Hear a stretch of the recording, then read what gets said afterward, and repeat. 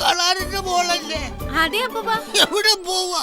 ഞാൻ ഓഫീസിൽ പോവാ. ആണോ? ജോലി ഉണ്ടാ? ഉണ്ട്. എന്താ ജോലി? ടൈപ്പിസ്റ്റാ. നിന്നെ കണ്ടാൽ അറിയാത്തൊരു ടൈപ്പാണ്. തിയേറ്ററിൽ ഒരു പുതിയ പടം ഇറങ്ങിയിട്ട് പോയാലോ? കിളവൻ കൊള്ളാലോ. കുഴിയിലേക്ക് കാലു നീട്ടി ഇരിക്കുവാ. നമുക്ക് തിയേറ്ററിൽ പോയി കാലു നീട്ടിരിക്കാം. വരട്ടെ. എന്താ പരട്ടേന്നോ? അല്ല വരട്ടേന്ന്. എന്താ പൊന്നോ ഇവളൊക്കെ എന്തോ? എടോ കിളവാ, നാണാവില്ലേ? മകളുടെ പ്രായമുണ്ടല്ലോ.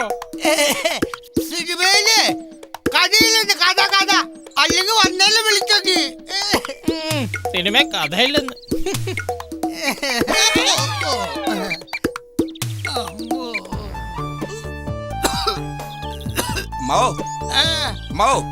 കണ്ടിട്ട് കുറെ നാളായല്ലോ. ആരാ? ഞാൻ രമേശൻ, കുമാരന്റെ മോൻ. നിന്റെ വിശ്വാസം നിന്നെ രക്ഷിക്കട്ടെ. അതെ, ഇപ്പൊ ശ്വാസം മുട്ടലൊക്കെ ഉണ്ടോ? ശ്വാസവും മുട്ടുണ്ട്, ഉള്ളാരും മുട്ടുണ്ട്, രാത്രി ആരുടെ വന്ന് വാതിലും മുട്ടലുണ്ട്. തട്ടുമുട്ടും ബഹളോടാ. ഈ ചുമ ഇങ്ങനെ ഉണ്ടെങ്കിൽ ഏതെങ്കിലും നല്ല ഡോക്ടർമാരെ കൊണ്ട് കാണിക്കാൻ പാടില്ലേ? ഞാൻ ഡോക്ടറെ കൊണ്ട് കാണിച്ചതാ. അപ്പൊ ഡോക്ടർ പറയാണ് വില്ലൻ ചുമയാണെന്ന്. ഏത് ഡോക്ടറെ കാണിച്ചത്? ഡോക്ടർ ഭീമൻ ചേക്കു.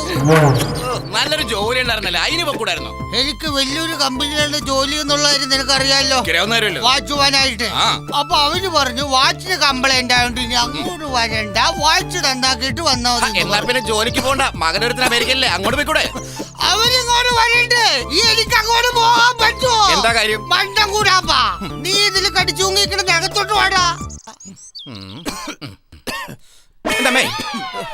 ഇതൊക്കെ ഒന്ന് കഴുകിയിടത്. അയ്യോ, ഇത് അങ്ങനത്തെ അറേഞ്ച്മെന്റ്സാ. ഇവിടെ വന്നു കഴിഞ്ഞാൽ പെട്ടെന്ന് ഇങ്ങോട്ട് എത്തും. നിനക്കറിയോ, എനിക്ക് പഠിക്കുവാൻ പറ്റില്ല. മടിയായിരിക്കും അല്ലേ? എടാ, നിന്റെ ഒക്കെ പ്രായത്തിൽ ഞാൻ 1 ഏക്കർ പറമ്പ് ഓടിയിടുന്ന കിളക്കായിരുന്നു, അറിയോ? എന്റെ പ്രായത്തിൽ 1 ഏക്കർ പറമ്പ് ഓടിയിടുന്ന കിളക്കുമായിരുന്നു. കിളക്കുവായിരുന്നല്ല, കളിക്കുവായിരുന്നു. കിളക്കാരന്റെ പട്ടി പോകും. അല്ല, മോൻ അമേരിക്കയിലാണല്ലോ, അവിടുന്ന് ഫോൺ ചെയ്യാറുണ്ടോ? മിസ് കോൾ അടിക്കും.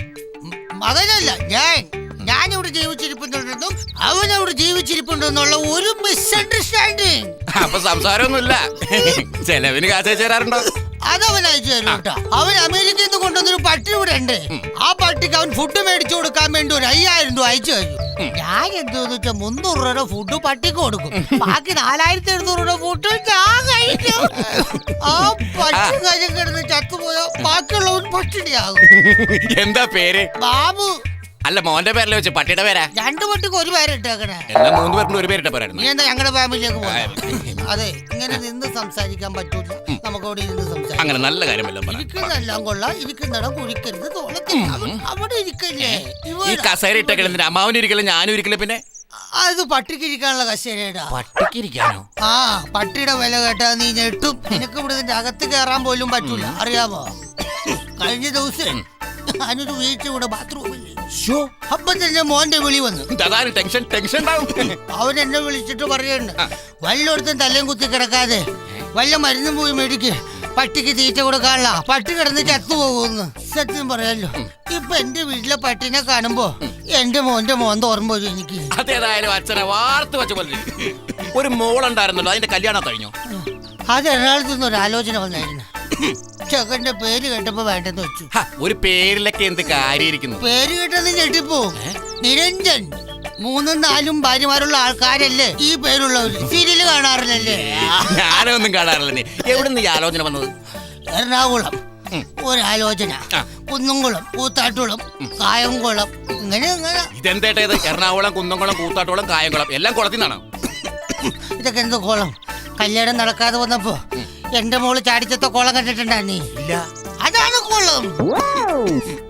അല്ലടാ, നിനക്കധികം പ്രായമൊന്നും ആയില്ലല്ലോ, നിനക്കൊരു കല്യാണം കഴിക്കാൻ പാടില്ലായിരുന്നു? ആദ്യ ഭാര്യനെ ചവിട്ടിക്കൊന്നവർക്ക് ആരും പെണ്ണ് തരില്ലെന്ന്. എന്തിനു ചവിട്ടി കൊല്ലാനാ? എന്റെ ചേട്ടാ, ഞങ്ങളുടെ ഫാമിലിയെ കുറിച്ച് അറിയാമോ? എന്താണ്? രാജാക്കന്മാരുടെ കയ്യിൽ നിന്ന് സമ്മാനമായിട്ട് മോതിരം മേടിച്ചുള്ള ഫാമിലിയാ. എന്നിട്ട് നാട്ടുകാർ പറഞ്ഞ മോതിരം അടിച്ചു മാറ്റിയ ഫാമിലിയാണെന്നാണല്ലോ. അങ്ങനെ പറയണ്ട. പിന്നെ ചിലപ്പോ ശരിയായിരിക്കും.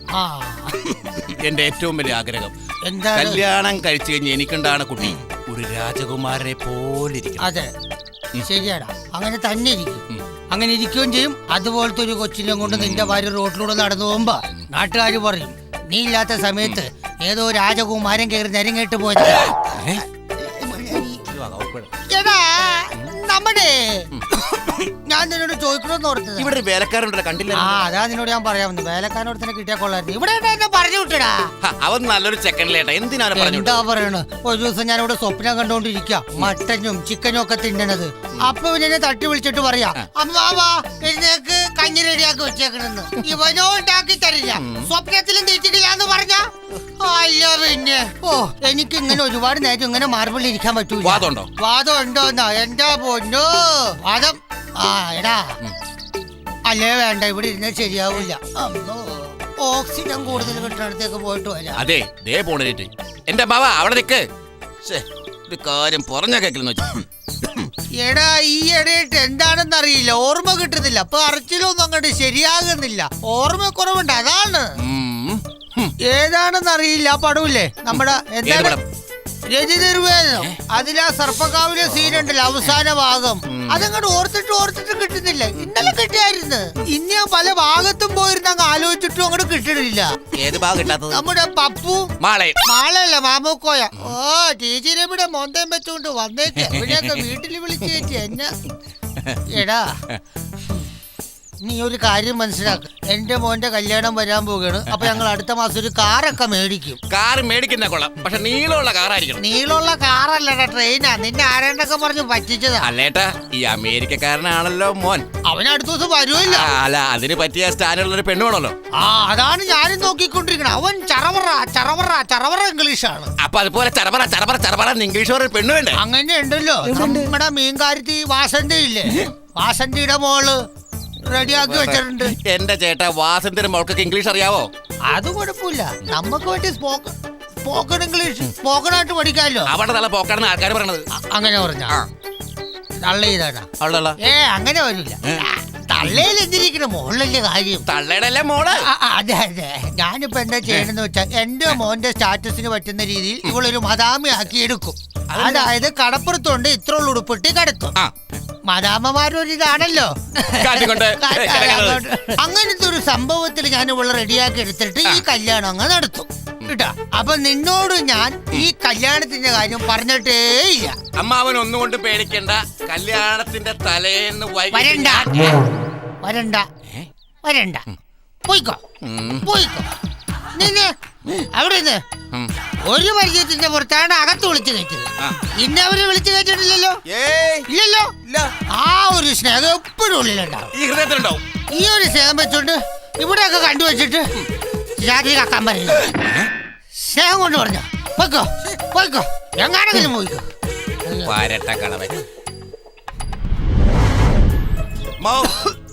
അമ്മാവോ, എങ്ങോടാ യാത്ര?